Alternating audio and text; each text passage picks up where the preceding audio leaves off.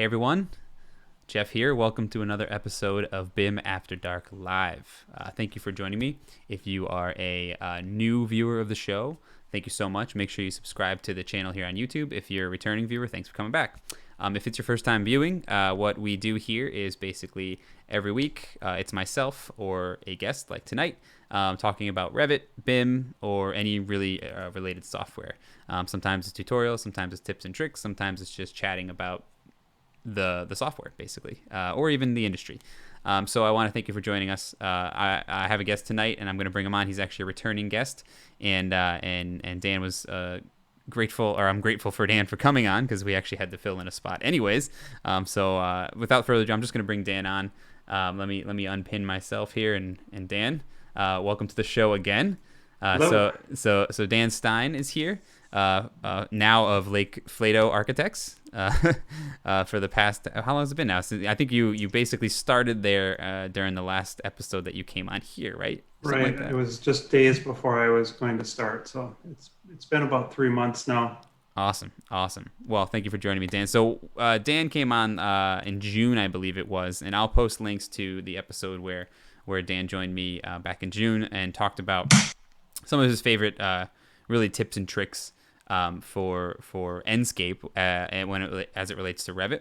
And so Enscape actually released a new version 2.8 last month or maybe a month ago, something like that. And there's some really cool new features. And so Dan and I were chatting, and we thought it'd be kind of cool to do a little episode where he'll talk about the new features. We'll chit chat about them and show some of the cool things that you can do with them. Dan, I don't know if you want to just tell everyone who maybe didn't see the last episode a little bit about yourself, your background, Sure. and how you got to be where you are. We're talking about Enscape. Oh, because I thought we were going to jam tonight instead. I mean, we could. I have the new microphone now. Okay. The guitar would probably sound very good on it. Yeah, it's been a long time since I played the drums. I really only have some sticks at my desk. You just spin a stick to remind yourself about it. When I'm thinking, I'll pick up the stick. Anyways, Awesome. I'm the director of design technology at Lake Flato in San Antonio, Texas. I have written several books on Revit and AutoCAD, a couple of hand sketching books.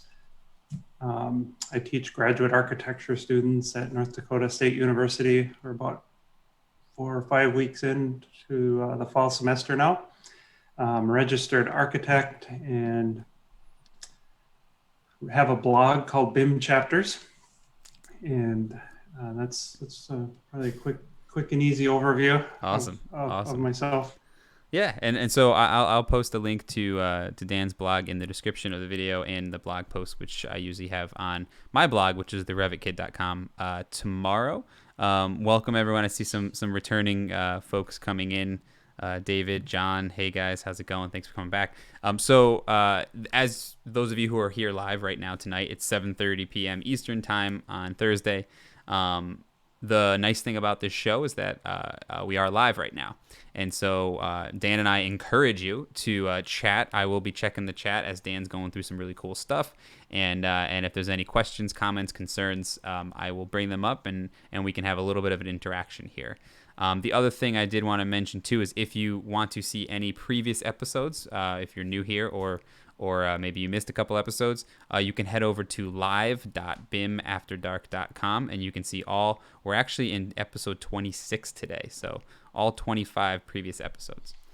So I think with that, I think we'll just jump right into it, Dan. So maybe if you want to start sharing your screen and let's start rolling into Enscape 2.8 and some of the cool new features. And again, everyone, I encourage you guys to ask questions, comments, concerns on the chat, and I'll make sure to check them out. Hey Buck, how's it going, man? And Shamila's here too. Man, we got a lot of returning visitors today. Thanks, guys. And thanks to you, Jeff, for being persistent all the way through this pandemic. This has been pretty awesome. Thanks, man. I've loved watching most of them. So we're going to talk about Enscape 2.8 new features. If we have time at the end, I'm going to drop a couple of 2.9 features. I'm using a preview version that is 2.9, which of course includes all of the 2.8 stuff. Did we get permission to show 2.9, Dan?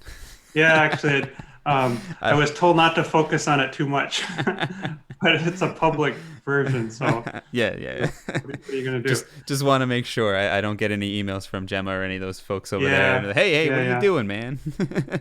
No, it's all good. Awesome. And by the way, I'm doing a session at Autodesk University virtual on Enscape, which should be pretty fun.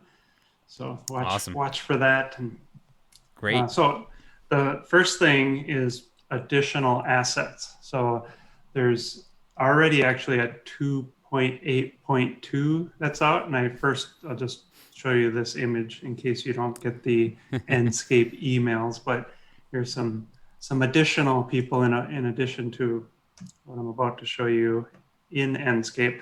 I didn't go through and find all these people to drop them in, but these are presumably all people that have been added since the 2.8 release. Hmm. And then another uh, important point to note about 2.8 is when it first came out, there was a lot of people saw it in social media. We had one person, luckily only one at Lake Flato, that had this problem, this BIM 360 freeze bug. So if you're using Revit 2020, BIM 360 project, and you've installed Enscape 2.8, when you went to try and save or sync with Central in Revit, it didn't really freeze. It was like there's a dialog open and you couldn't close it or do anything. Hmm.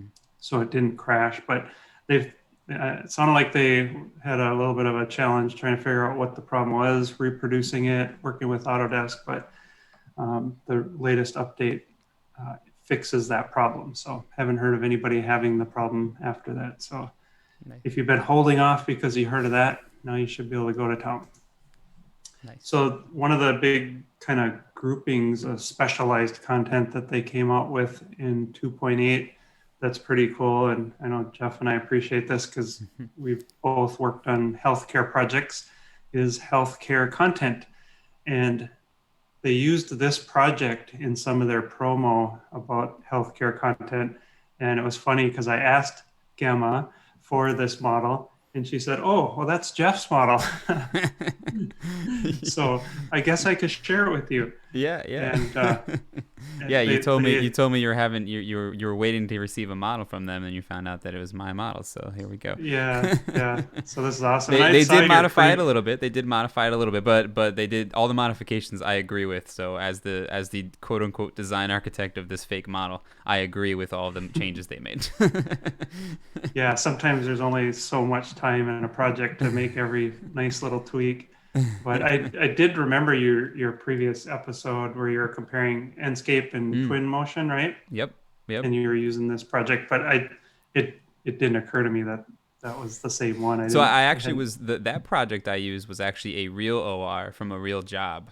But I Mhm. actually ended up using pieces of that to create the OR for this project. So it basically was the same room with some modifications. But that actually, Sure. the Twin Motion Enscape one was actually a real project from a hospital in White Plains, New York, actually. Cool. And by the way, I can't see myself, but I'm holding up.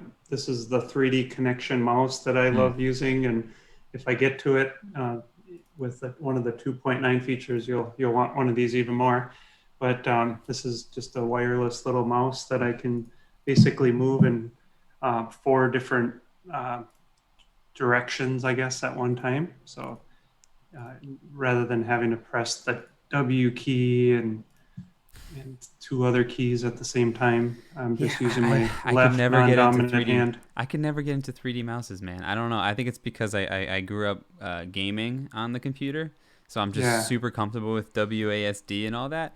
But I tried Mm-hmm. both the portable one you just showed and the larger one, and for some reason it's just not natural to me. But Oh yeah, you can see I know when. lots of people who just live by it, man. So I'm doing W and the left click, and you can Hmm. see how it's a lot more abrupt and Mm-hmm. not as I like to say cinematic. I see what you're saying. It feels a little more like a camera move when you're using the Yeah. mouse. I mean, Okay. I can get in here Mm-hmm. Mm-hmm. and look at something super detailed, and I'm just using my left Yeah. non-dominant hand to I. really focus on something that this would be really hard to do with the Mm-hmm. keys and the mouse. It's true.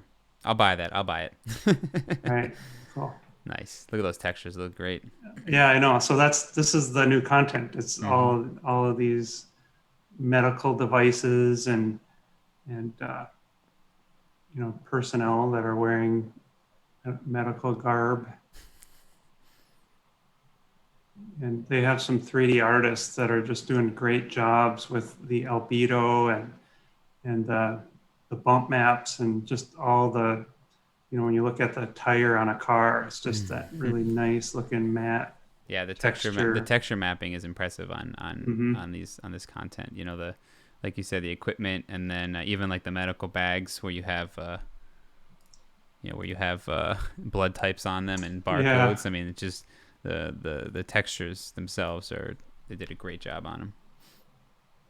it's actually got have There you somebody's name on it. go. Some HIPAA violation Yeah, or right. HIPAA. But yeah, these are just all really nice things, particularly relevant in today's times. Hmm. Hand sanitizer. Yeah, Yeah, so when they first reached out about help, asking me to sort of develop these models, it was pretty exciting to me because the amount of and every time I showed those healthcare projects, the first questions I get would be where did you get all this content? Because before all this Enscape content, hmm we were scouring the internet for content and had to either modify or make a lot of content. We'd find something that looked similar, and we'd be doing some crazy family modifications to make it work. by the way, what are you drinking this evening? Ah, Anything? I've got my port wine. So I was gonna say the one thing that's kind of nice. So for those of you who tuned in last week or the week before, I'm trying a couple different times. And so I tried 12:30 the week before and 12:30 the week before that, and we're doing 7:30. That's Eastern time, Eastern U.S. time. The one thing that I didn't like about 12:30 is it's in the middle of the day, so I really wasn't much of a happy hour anymore. So I've got my port wine tonight because it's 7:30. So cheers everyone out there. Hopefully you all have your own cocktail of choice. I have a pumpkin cream cold brew. I did a quick run to Starbucks right Very before nice. this. It's been a long day. I just had one of my class that I taught right before this. So this sort of segues into the next thing that I'm actually going to open up another model to cover most of everything else. But as you can see outside, as I'm moving, the trees are gently blowing in the wind. Oh yeah. And Actually, before then, we jump into the trees real quick, I do see a mhm, question there, which I think we can both kind of touch on. yeah, Karina asks, for project teams using the healthcare assets, are they actually using them, like with equipment lists and stuff? So, I guess I'll let you answer first, and I'll sure. probably have an input too. But so I guess the question there is, if you're doing a set of Revit documents, for example, and whatever this is here, I can't even tell what that is at the moment. That's some kind of Yeah, blood yeah, pressure I machine or don't something. know I don't know. actually. But let's say that's a piece of equipment, and you need that in your equipment plan or something. Yep. What's the best way to approach that? So Yeah, I have some ideas, but I'm sure you have some ideas too. sure. Well, as you can see on the Revit screen here, this stuff sort of looks like a mess Hmm. in Revit. But there's a couple things you can do. If you click on in the asset library, you can actually link the Revit family or link Revit family to asset. Hmm. So you can have your traditional, maybe simplified but correct general size Revit family. With the Revit Your properties doc, is key, right? yeah, Those will have all the properties you would normally use for your equipment list, and that's the key there. yep, exactly. So you just take your family you've always used, and um, and then there's even a more manual way that like a BIM manager or who's somebody's in charge of your content library, you can select any of this stuff and go to edit type. And if you just create these two parameters, they're not even shared parameters, Enscape asset ID and Enscape native asset height, and copy these two values into your Revit library content. And then this also means that everybody has to have access to the Enscape content. But uh, as you'll see, there's the 2.9 that we're going to talk about a little bit later allows that to work really, really Hmm. smoothly. So you really get the best of both worlds. Your actual library you're dropping in with a Veil or Hive or Unify or loading manually, it can have this in it. And so whenever you jump into Enscape, the beautiful stuff shows up. You know, it might not look exactly the same because you can't really change their stuff directly or easily in terms of geometry. Right, but visually it's probably gonna look better than the current, defibrillator you have, or something that's a Yeah. Revit native family. Not to say that, I mean, I have some really nice defibrillator families, but there's still, as we mentioned, the textures and the look of these assets are great. So yeah, Karina, Yeah, and you hopefully wouldn't that's you wouldn't want all helpful. this stuff in Revit either, right? All these Right, little exactly. extrusions and Exactly. So Karina, to wrap it up, and it looks like Karina's pretty pumped about that. She didn't even realize that linking assets was a feature of Enscape.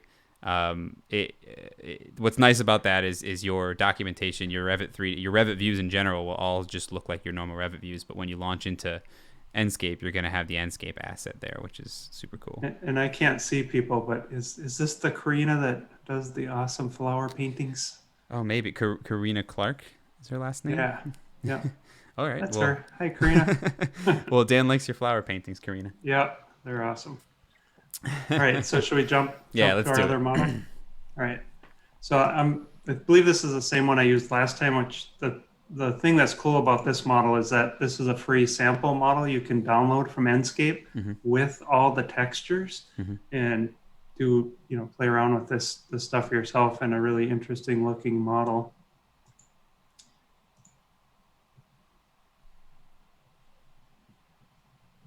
Yes, it is the Karina who paints the flowers, by the way. Nice. I can't see any of the comments or people's I'll, names. I'll So. fill you in on anyone who's heckling you too, if you want to Yeah, know. it's all right. While that's opening, Joe asked, "Is there any way to create content like the SketchUp warehouse or insert into Enscape?" So I guess we don't need to Yeah, touch on that right this second, but maybe towards it's the end, or if it fits into what you're saying, talking yeah, about sort of custom assets. it's on my list. So as Perfect. long as we have time to get to it, Awesome. So I Joe, plan hang on on, hang talking tight, on Joe, that. hang tight. Yep. The future. I mean, 2.9 is so amazing. I would, if I were Enscape, I'd call it 3.0 because there's some awesome stuff And coming. also, Steven asked, "Is there a trick to unlink assets once you've linked them?" Mm, well, I think what it does is it just adds those two parameters and the values automatically, and that's doing it in your project, not your library, of course. Hmm. So So if I you think go you and just maybe edit the delete those, family and yeah, yeah. well, actually, yeah, just delete the inputs, not Mm-hmm. even necessarily delete the parameters. Mm-hmm. So quick little side thing here before we get into the next like new thing.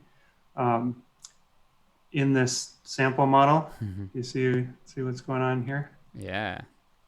Nice See a little little, little puddle there. yeah, nice little puddle. You change the time of day. You see the nice reflections. That puddle just doesn't seem to be going away. It's definitely not Texas. It would evaporate about 10 seconds, which I'm a new transplant to and So is barely that getting is used that a to. decal? Well, I'll show you. So we're going to go in here, and I was sort of reverse engineering it myself and found out it was a painted surface. Hmm. So it's a split. It could be, it, I think it would work as a decal, but I'm going to click the paint tool and just hover over it so I can see what it Mm-hmm. is. So it's floor stone wet. So now I can go into the material library and just search for wet.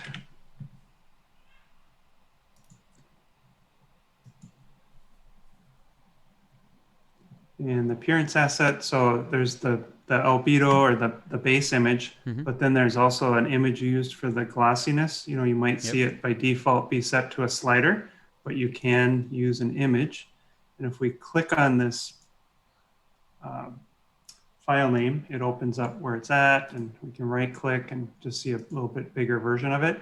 And there's some fun extra stuff here that I hadn't noticed right away. So there's this spilled Wow. water, and then there's some Feet. footprints leading over to the chair, which is kind of cool. So if we Wow. go back and click on the little preview, I have to keep pulling this over. My other screen's like a 34-inch ultra wide, so it's hard to share that. with Mm-hmm. Zoom meetings. So I'm having to pull all my dialogues over because they remember that. But you can see the image here. And then so if we hop back in to Enscape and take a look over here, sure enough, there's There's some feet. some wet footprints. Super neat. So that was a reflective. That was the reflection map. Yeah. Nice. Yep. That's really So cool. basically, all they did is opened up the albedo and Mm-hmm. then erased, down to white. The contrast between the Mm-hmm. regular area and the white area That's is awesome. what becomes glossy. And if you did it backwards, then you just use the invert option. Right. Um, That's super neat. That's a cool little tip. yep. Huh. Yeah. So in theory, you could if you had a nice puddle texture that was repetitive almost too, you could in theory make it look like the whole surface has been rained on or something like that. Yeah. That's super Yeah. cool. Right. Right. Very cool. All right. So the next thing, just a little bit more on plants and trees blowing in the wind. We have one of the challenges about working on amazing projects is a lot of times there's something you can't show publicly, and we have a project that's just massive, several buildings and just hundreds and hundreds of trees, and it looks so amazing. These assets actually have a parameter in them that you can't see directly because it is an Enscape asset, that tells it whether it blows in the wind or not, because obviously the indoor plants, you don't want to do Right. that. So Ideally not. this, yeah, this all looks like amazing from, just a little bit of a distance. Mm-hmm. When you get up close to it, sometimes it doesn't look like As as as nice. realistic or compelling. But as you can see here, it looks pretty good. Even the grass is sort of blowing around a little bit. Mm-hmm. So as you stop, of course, it stops moving. But the question then is if you're doing, and this actually shows up in VR as well, Mm-hmm. which is pretty awesome, but that also requires a pretty amazing graphics card.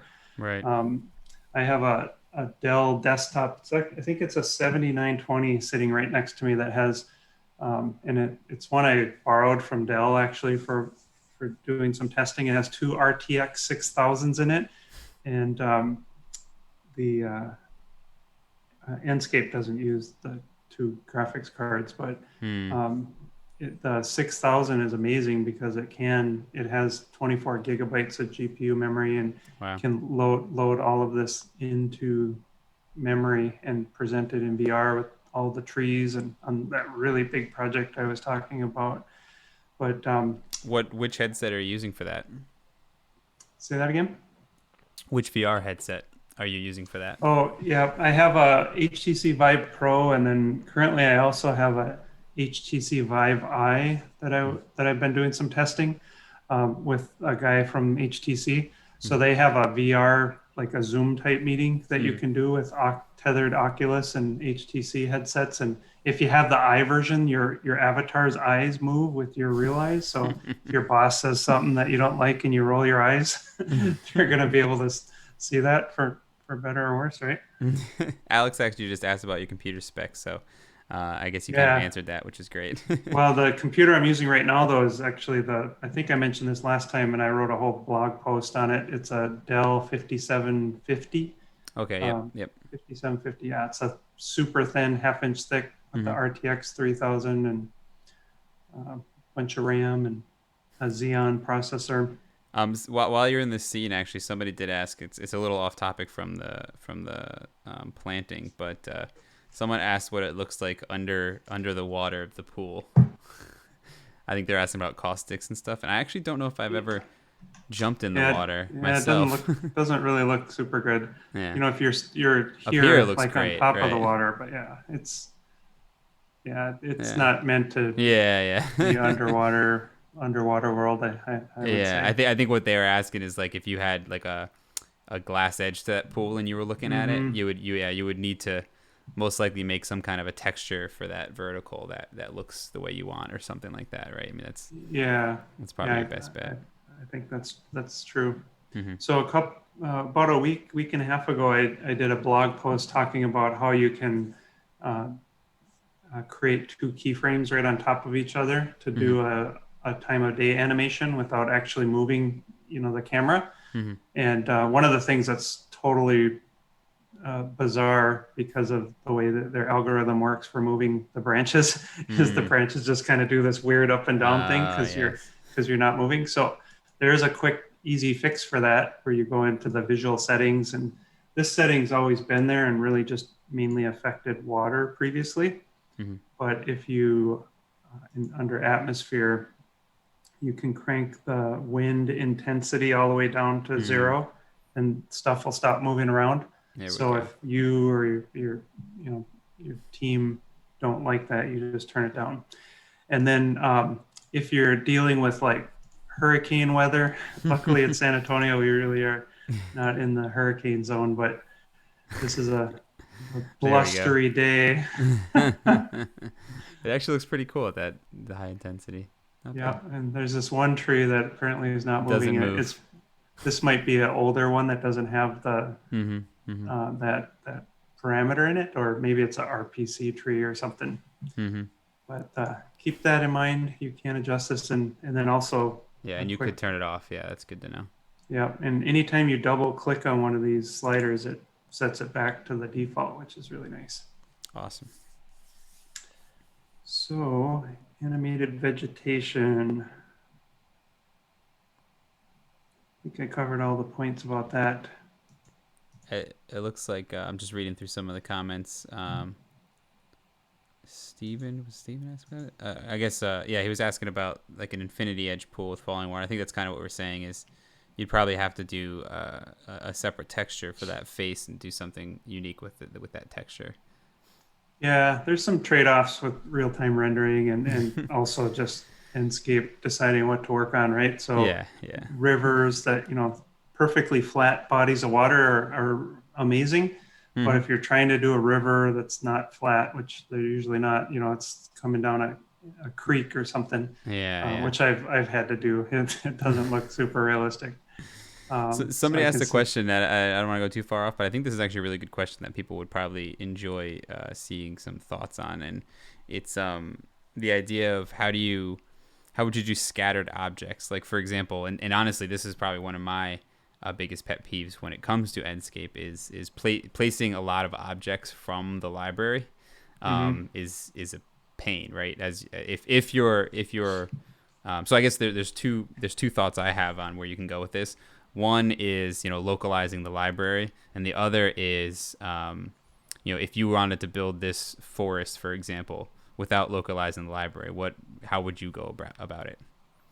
Yeah, well, the challenge is if it's a existing site, you've had a survey and the Mm. trees are in specific spots, you pretty much have to put them in one at Mm-hmm. a time Mm-hmm. or use some sort of Dynamo script that would, So collaborate. the one thing I have done in that situation, not just in Enscape but in Twinmotion too, because there are ways to flip out objects with assets from the program, is I have little blocks that I call trees and cars and people or whatever, and they're just Revit site objects. And so then you're able to click them or place them right using some sort of formation, and then just do an asset placement or asset link like you were saying. Hmm.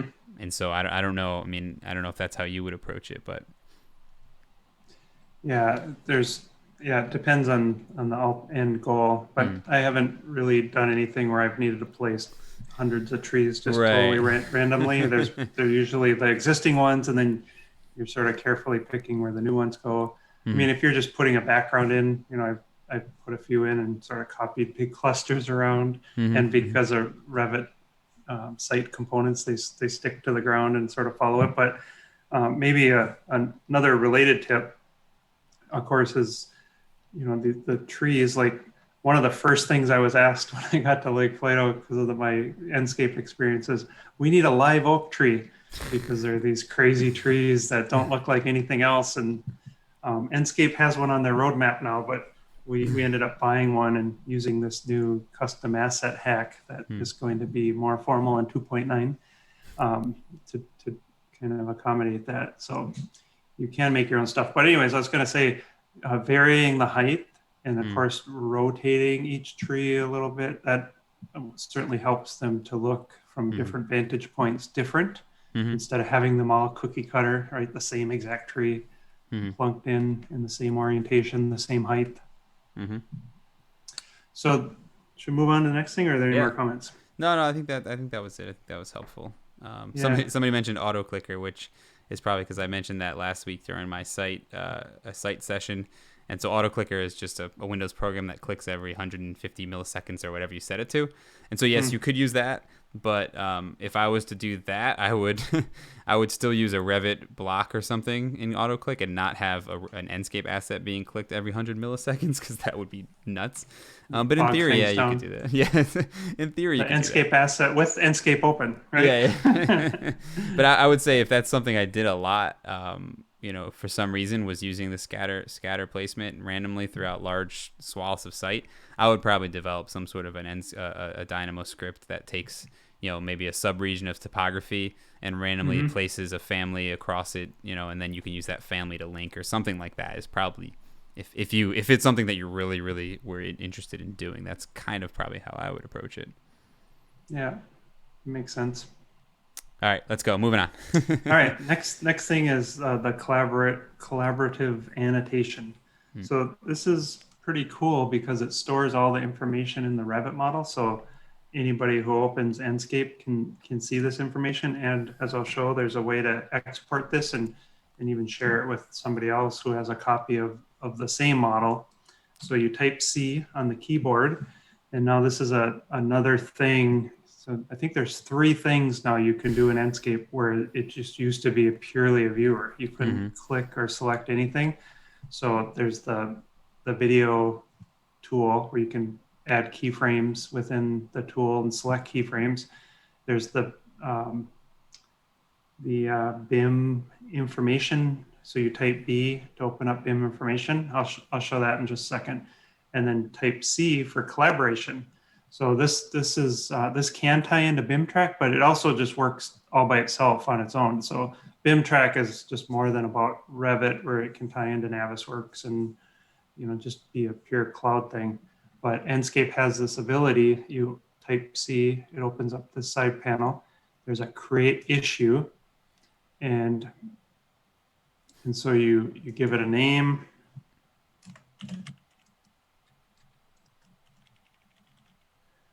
And then you can give it a description. It does a screenshot of exactly what you're looking at the time you start it, so that if something changes, people can realize, well, maybe somebody already fixed this, because later whoever goes to look at the real model, they can see that it doesn't match the screenshot.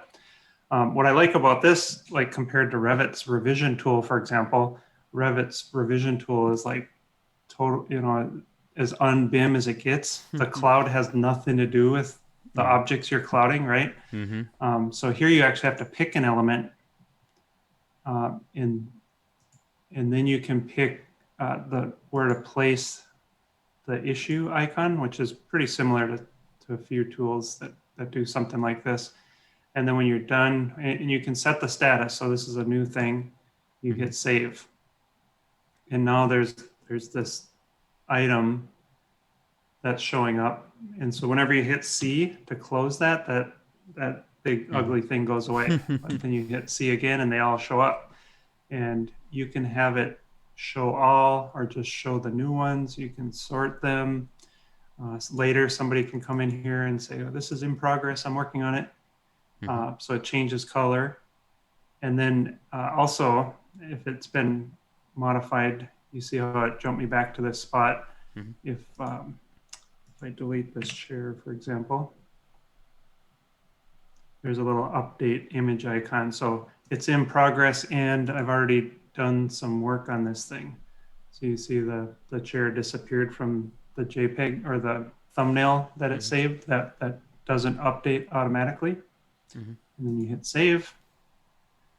And then the other interesting thing is you can export this to this BCF format. So you click export, pick your folder, and then it has to be the same model because it's obviously using the element GUID and Right. or element ID. Mm-hmm. So if you import this back into the same model that's in another office, it would show all these same pieces. So as far as I know, it doesn't really work with links at all. Mm-hmm. Maybe it does. I actually haven't tried, to be honest, but it's an interesting tool. It could be used in a number of different ways when you think about it. It could be internal design coordination, Right. like telling somebody else on the team to fix something. It could be used as, when you're presenting to the client and they say, I don't like this, or I want this to be bigger, right? Mm-hmm. You just start dropping in points and capturing those comments. Right. This file that got exported is some cryptic file. It's not just a text file that you can open and edit. But and then there's a setting here to switch over to BIM track if you want to integrate, where you'd get some information here to log into your BIM track account if you have that. Mm-hmm. Otherwise, it's local means it's saved in the Revit model. So all this stuff is instantly going to be available to Jeff if we're on BIM 360, for example, and you pop open Enscape and hit C. As long as I'm using the same model. Right. Yeah. Neat. Yep. Super cool. Yeah, and then so related to that, if you type B, and I think I touched on this last time, but B opens up BIM information. So here are all the elements, and you can see on the right there as I hover over something, I'm not even clicking on it, those things highlight. So I can type, like, is there a TV in this project? And sure enough, there's one somewhere, and I just clicked to select it. You can see it highlight up there in what I'm guessing is the master bedroom. So if we wanted to go up there and look at it closer, we could do that because we found it. But when you select it, either here, I select the pillow, or I select this television again, I see all the Revit properties, which is pretty cool. So it's just another way. And this would show up in an exported exe file where you're presenting to the client. You don't have Revit or Enscape installed on the computer. You can still see all this information that's important. So Buck asked the question about the issues, and I'm not sure if you know the answer to this. It may be something we have to reach out to Enscape. I can assume the answer, but I don't know for sure. He asked if both users have BIM track, would the issues show up in the same model in different offices? I believe the answer is yes. If both users have BIM track, right? Because the BIM track uses the location regardless too. Does it not? I don't know. I guess we'll have to find out. Yeah, I actually don't know. That's a good question. I'm assuming so. I haven't tested it myself, but I mean, I use BIM track, and so I'm familiar with that. I haven't used BIM track with Enscape, so I mean, the way BIM track works is it geolocates the issue no matter what software you're in, essentially. So I'm assuming if both users are part of the project on BIM track, then yes, it should give you the location. But then again, I don't know for sure in the Enscape environment how that's handled. Yeah, and I'm not quite sure of this scenario either, where two people would be in the same model, because it wouldn't be the same model if they're That's true. Working on two separate models that are, if one was a copy from the other, I suppose a bunch of the stuff would have the same element ID, but at some point that would start to diverge, right? Yeah. Right. All right. So before we move on, John Gray asked a question that maybe you might be able to shine some light on. He asked, what about support for procedural materials in Revit using noise, tile, speckle, etc.? No, Enscape doesn't support that at all. Yeah. Were you gonna say you don't know what that is exactly? I know what it is, but I wasn't sure if Enscape supported it. I didn't think so, right? Yeah, no, I've had conversations with them. I cover that in my interior design Revit book because it's a thing in Revit, but only Revit's rendering engine and their cloud-based rendering engine support this. Nothing else does. It's proprietary. But the Yeah, truth is, if you use the default material with all of the settings, and if you had the maps, you could probably generate a similar type of effect, right? I mean, if or, I mean, that's kind of the yeah. I idea, right? mean, If you had diffuse and yep. reflect and all those maps, you could I kind mean, of use those. the idea of this is pretty elegant when you think about it. There's this ability to set the tile, like the Mm-hmm. field color, Yeah. Yep. and then even have some fade variance. Tiles aren't always, Mm-hmm. cooked the same in the kiln. And then there's the ability to set the grout size in X and Y direction and the grout color. So, I mean, the idea is pretty cool, but Yeah. uh, But it, if but V-Ray and Enscape and nobody supports it, then yeah. don't use it. That's what I tell everybody. Right, Don't right. The don't go idea does there. make sense, but the fact that very few people are rendering natively in Revit anymore means that it kind of Yeah, becomes you gotta you a gotta moot dump it. point. Yeah, yeah. You're trying to get into VR. Fuser also doesn't support it, so Hmm. there's really nothing I know that supports it. And Yeah, it's I haven't used it in years. I haven't used those because of yeah. that. All right, so the next thing is carpet. This is an interesting one. I'm I'm not a huge fan of this. I think it has probably some application, but Enscape knew that there were people using hacking the grass tool to make carpet in some scenarios, Hmm. and most commercial carpet doesn't quite look like what I'm about to show you, but it has some application and rather than needing to use the word grass in your material name, they just made it short grass and tall grass, or short carpet and tall carpet. So if I select this rug, just as an example, and there's carpet inside, so rug, living room, dark. Hmm.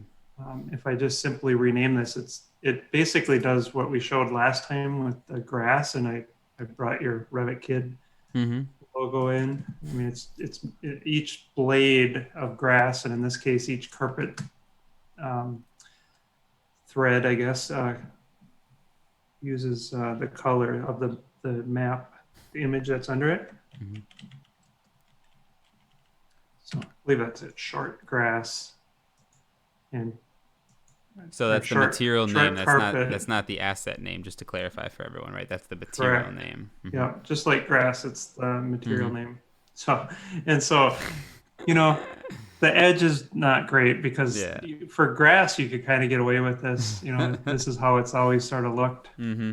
and you can see it sampling the image. That's So pretty long for short carpet, huh? yeah, that's what I thought, and It looks it's nice to some yeah, extent, but it does. It looks even that looks a little like a shag rug to me. yeah, and so I don't know. You guys want to see tall? Sure, let's do it. All right.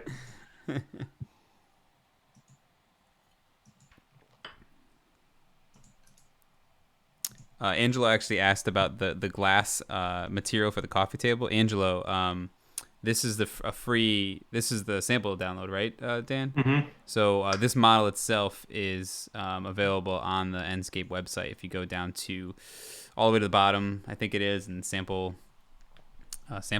and so you can dig in there Yeah. and check out how they set up the glass on that.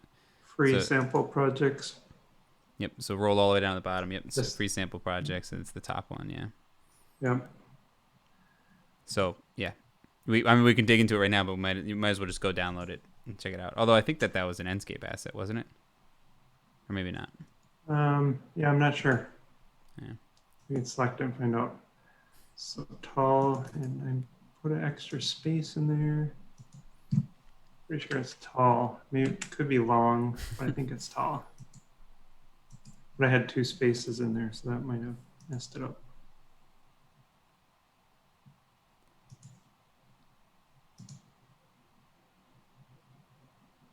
Maybe it's long. Yeah, let me try one more time, and we'll move on. Got it. So Gabrielle asked, and I know you answered this in the beginning, but since he's here now, what graphics card you're using on the current machine that you are testing or just demoing on? Yeah, RTX 3000. Which, if I'm not mistaken, that is 4 or 6 gigabyte card. Yeah, I believe it's 6. Yeah. And that's an OpenGL workstation card, I believe, as well. Mm-hmm. Yeah. I prefer, I would recommend for an office graphics card an RTX 5000. That's what all the desktops have at Lake Plato, and that gives you 16 gigabytes of GPU memory, which is really important if you're working on big projects that have lots of geometry and 4K textures. There we go. So it's really just grass. Yeah, it's totally. And you could do this with grass, Yeah, before it's just you had to have the word grass. And of Mm-hmm. course, we've had problems in the past with like the art glass that has grass, grass in it, or Mm-hmm. looks like grass and has the word grass, and all of a sudden there's weird things on your glass. Mm-hmm. Although this grass doesn't work vertical, but still. Which coffee table were we talking about? I think it might have been This the one? one right in the middle, which looks like an Enscape Okay. asset to me. So Yeah, it says Enscape asset yeah. definition. So that's why it looks so nice, Angela. Mm-hmm. It was Exactly. designed for Enscape. Yep. Awesome. Alrighty, let's do this. Moving on. All right. So that's really the 2.8 features. There is one other one, just in case you didn't know. I'm pretty sure this preceded 2.8, but if I type H to turn the settings back on, there is it's always had 2 point Mm-hmm. for being able to switch into a small space and look at it in a 2 point perspective. But now there's also the orthographic mode, which can create some really interesting like plan cutaways. Mm-hmm.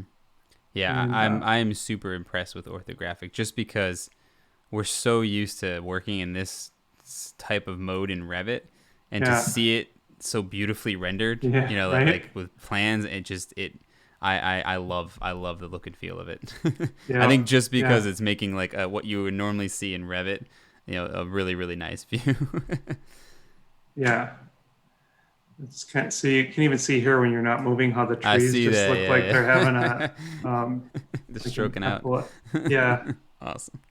having- But yeah, definitely like views like this, and then orthographic plans, and sort of views like that just look super cool. It's just such a nice way a different way to look at your models now. I just realized though in those views the 3D mouse doesn't work, so I had to go In back to oh, old in school. orthographic they don't, huh? Yeah, yeah, Interesting. yeah. Interesting. All right, All right, so let's do it moving on to the 2.9 features, actually. for So sure. there's a new one coming out that is going to support video assets. So this is a lot easier and everything but Revit, unfortunately, because all those other SketchUp, Rhino, Vectorworks, ArchiCAD, those all have their own Revit or Enscape material editor, which they Mhm. can do whatever they want, right? They're in control of it. Revit material editor has 90, maybe 85% of everything you need, um, and so there's some challenges there. Like in the Enscape's material editor, there's sliders for grass height, and the other one's called Wild, I think. So you can slide those to any setting versus Revit, the keywords, Mhm. long, short, and just the word grass. Mhm. So the material to create a video texture, I actually hadn't tried it until today, and I couldn't get it to work. And Enscape's 6, 7 hours ahead of us, so nobody was around to answer my questions. And Peter Shitakata, he didn't hasn't tried it yet either. So I pinged him real quick. But you can see it says that there's basically a workaround Mm. in the description, which is a little confusing too, because there's a description for appearance and there's a description for Right. identity. Mhm. So I pasted it into both, but the video colon and then the absolute path to your file, and they're not supporting some codecs still Mhm. in the preview, so maybe that's my problem. I rendered this out with Camtasia, Mhm. and then the X and the Y values, and then the rotation. Pretty Wow. simple. Mhm. You just plug that in, and I don't think anything else really matters on the settings, because Mhm. it's just going to swap that out with that video. So what that means is on your television screen, you can have the news playing, right? Mhm. or your company logo animated across the screen. Right. Yeah. Yeah. For Um, sure. but the next thing then, so that's pretty big, and that's going to be awesome to have. But the next thing is the asset library, some of the new features that are coming for this. So again, this is available on their preview. So if you have Enscape, you can load this up. Hmm. Oh, yeah, and we should mention that, like you said in the beginning, if you guys are risk takers and like to try out betas and stuff, they do usually have beta versions available to test out, obviously at your own risk. Yeah, for sure. Yeah, so if you go, I'll just open up the Enscape site again.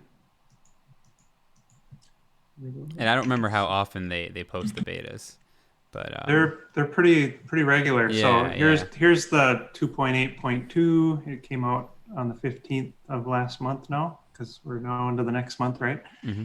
You go down here a little bit, and it's kind of hidden because they don't want On everybody to purpose, just yes. they don't want everybody to they don't want anybody to accidentally end up here.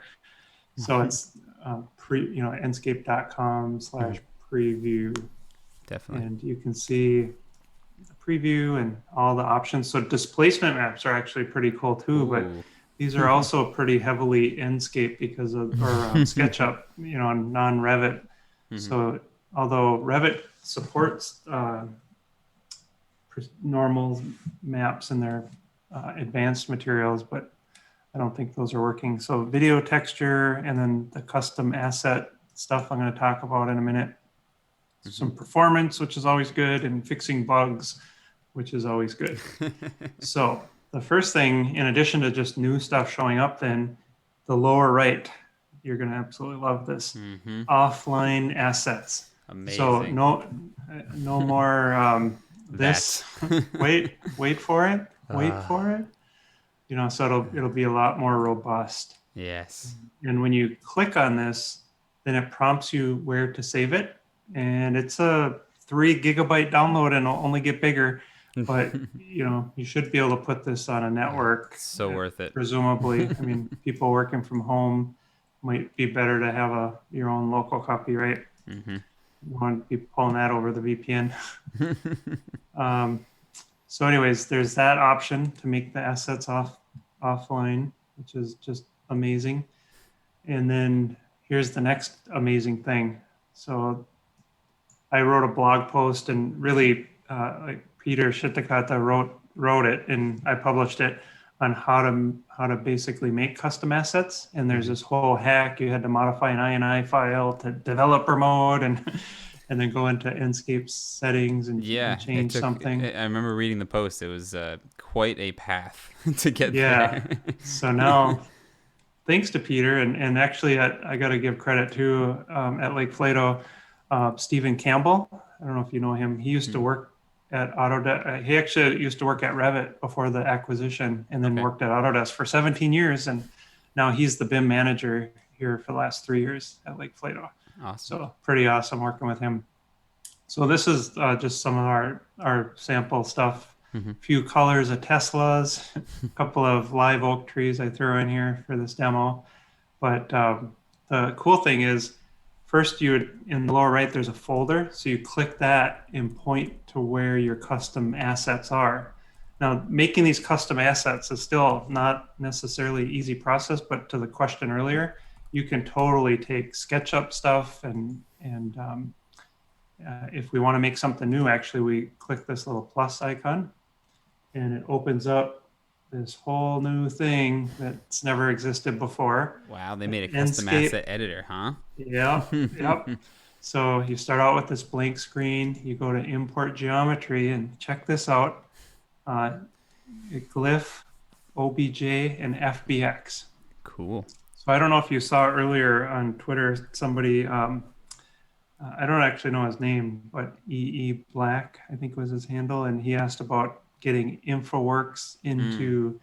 into Revit Yep. and then Enscape, and I've done it before through Rhino, and he didn't have Rhino, but with this being FBX, I asked him to send me one. I didn't have InfoWorks installed, but I said send me a small sample, and it's like this couple square mile example. So it wasn't really a I small was gonna say, sample. I And was gonna say it's InfraWorks, so you know that they've gone. yeah, It's got to be gigantic because yeah. And even I went ahead and brought in Rhino just to show that it could pop out hmm into Enscape from InfoWorks, and it even chugged in Rhino. So That's great. anyways, there's the opportunity to pull in different file types. hmm And let's see.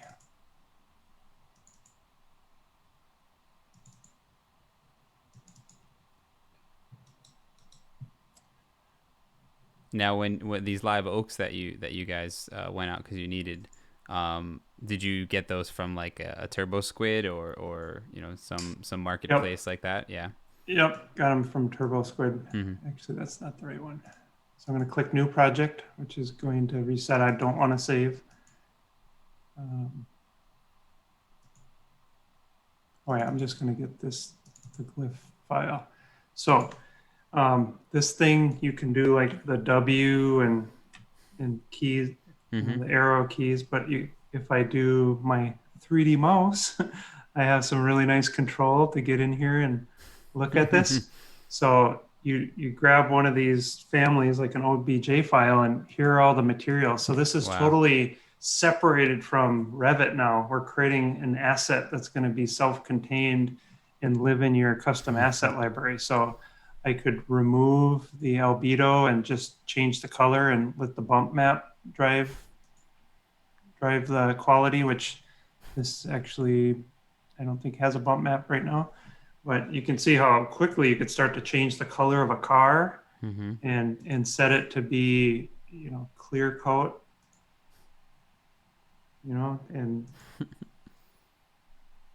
and so maybe, and then actually you kind of set this up as your thumbnail, and then you click the little picture icon and it makes a thumbnail from that for you. Wow. And then you click create asset, and actually you have to save it somewhere.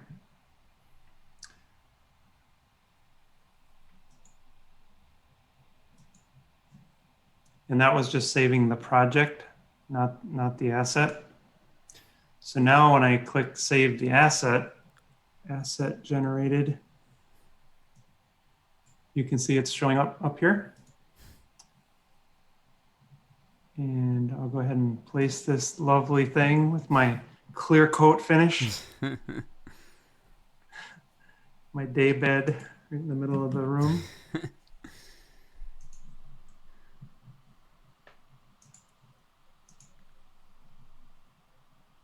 There it is.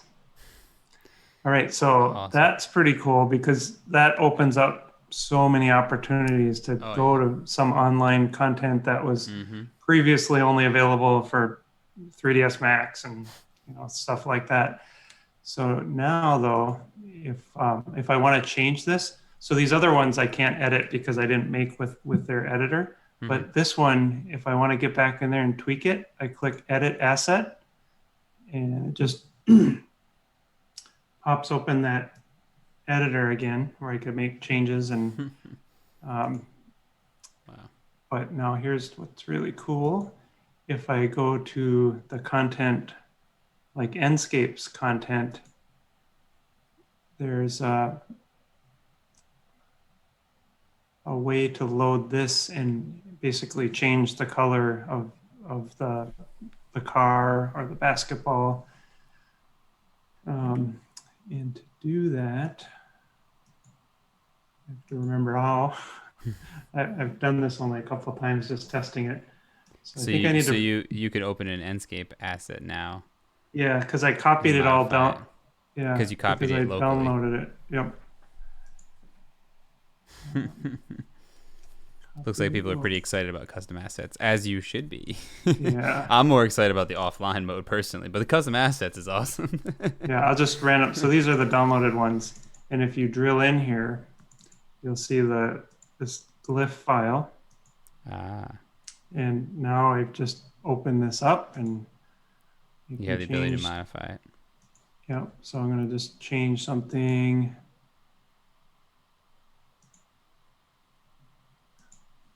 To find the right something to change.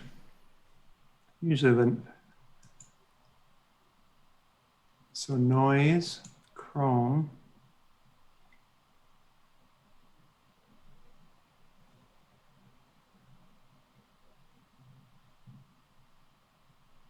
Hmm.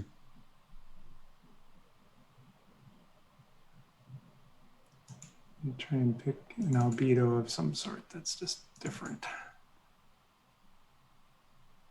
I'm not sure what. Of course, I just randomly picked a file. So Hey, I'm you not probably sure. picked the worst asset to use, right? Yeah. Some kind of a light fixture or something. It looks like. Here we go.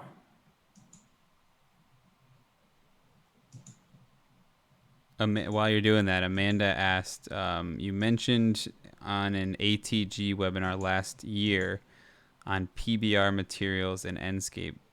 Are you hoping to make a blog post on that?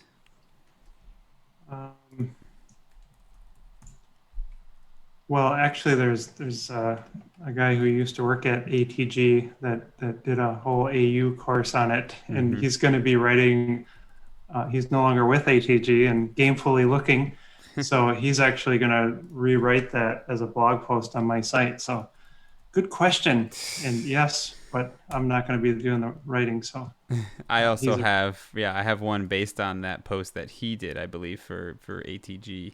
yeah, Is that Josh. Josh? Yeah, yeah. So Yep. I linked to his post in that. So if you check it out, I did a little video on what he explained, and then I linked to his. So I just posted that in the chat, and I'll also post that in the description. But um, it's a quick example on how to start setting up the physically based rendering materials, which they do technically support. We got another one that's not necessarily the greatest one here to edit.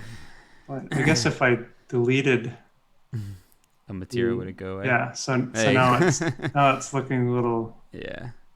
So now is that creating a new custom asset or would it be yeah, overriding it? It's creating a new yep, custom asset. So that's pretty cool. So you can bring in um, anything from the Enscape library, modify it, and then save it to your custom library. yeah, yep. Super So it neat. should have all these separate materials listed, Mm-hmm. which is really cool for a car. The tires and thumbnail is missing. Mm-hmm. Mm-hmm. Yeah, it's telling me in red text down there what it's expecting me to do. But it'll always put the custom one that you've modified on the custom tab. So now I can place this and then I can easily get back into it and edit it. You can't do that with the Enscape provided ones, which I think would be kind of nice if you want a different colored car Mm-hmm. to be able to just click on that. And then when you hit save, it forces it over here. Mm-hmm. But there are some paths too then that can be set for where the um, where the working folder is and where the published elements are. And it prompts you for that the first time. Oh, actually it's configure. So when you set this path, like Mm-hmm. one of two asset projects, so a project is something sort of temporary that you're using to uh, develop this. And then once you publish it, it becomes the thing that Enscape uses. So when you hit next, then it prompts you for the generated assets location. And again, that could be on a network. Right. Cool. So Awesome. yeah, that's the laundry list of items that I had. Fantastic. Didn't go That was too far great. over. No, no, this is perfect. That's fantastic.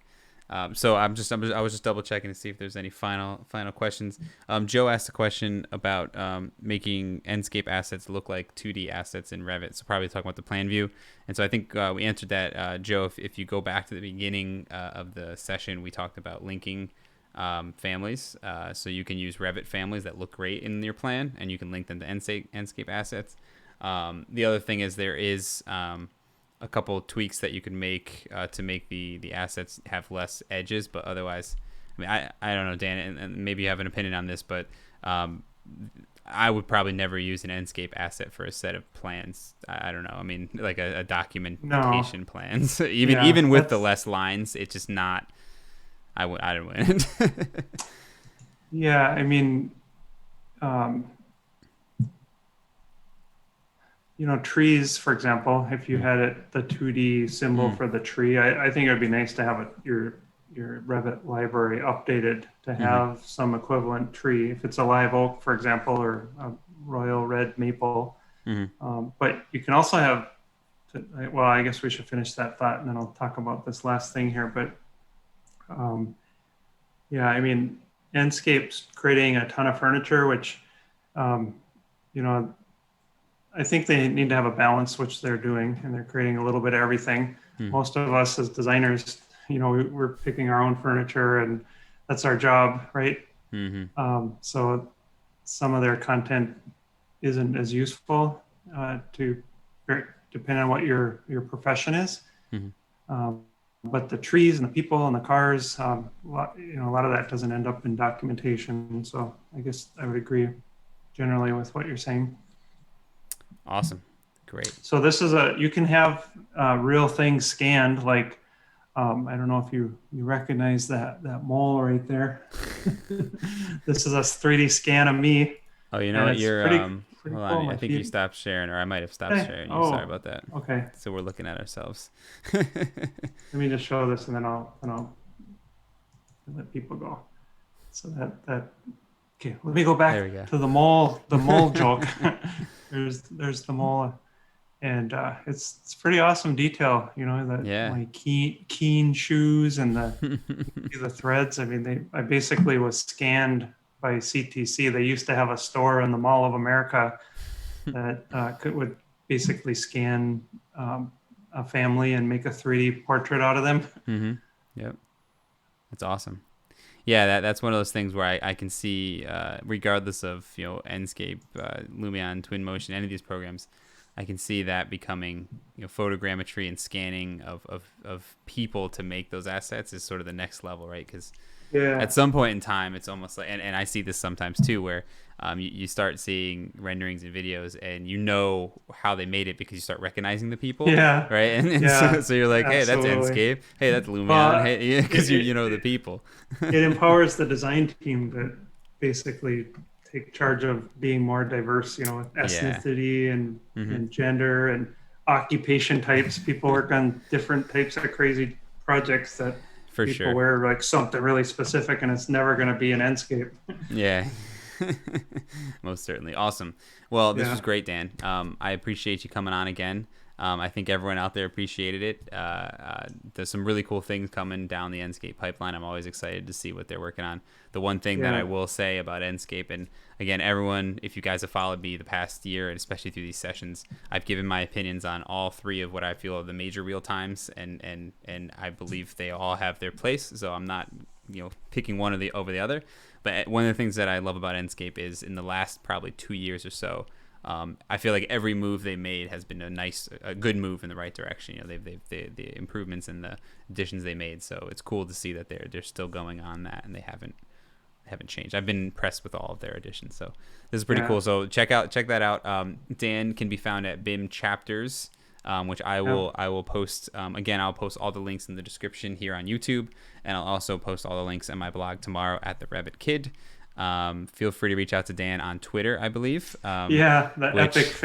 Epic lifelong fail there. Dan Stine _MN. Yes. For Minnesota, and now I live in Texas. So I will also post a link to your Twitter feed and handle so that people can get to you there. Any final thoughts, Dan, before we wrap up?